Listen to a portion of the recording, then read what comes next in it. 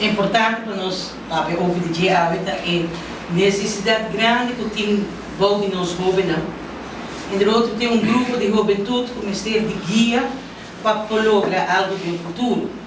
E pensei também na Aruba tem um centro ortopedagógico. Pero é onde Aruba para anos acaba de existir, pero não está funcionando. Ela vai começar o manejo de minister Marisol Lopes Trom e agora que o manejo de minister Arthur Douglas. Pero o de todos os ministérios aqui traduzem a ordo nombrar robês. Não tem prioridade para o emocional de ortopedagógico centro. Falta de recursos em lugar. Não tem atenção, não tem manejo. Ortopedagógico centro existe quase 6 anos, o província a passa como 3 para 4 jefes e atualmente para bastante tempo ainda não tem diretor ou diretora. Pois não tem manejo,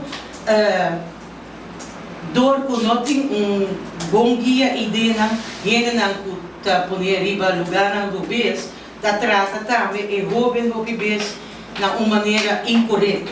E para dar exemplo, tem muita que a bordo de maneira que grave na curva, em vez de bordo papel ou algo, não da bordo será tirada e isolar-se. Outro, jovem a resultar com rede quebrar, não de jovem mesmo, mas dor de personal que a raça é seco e jovem. Nós ministros estão na altura de aqui, pero ainda há nada. Tu gosta de dentro e a nós também que sabe que é uma violação de gente e de jovem, mistério de guia de nós, de comunidade.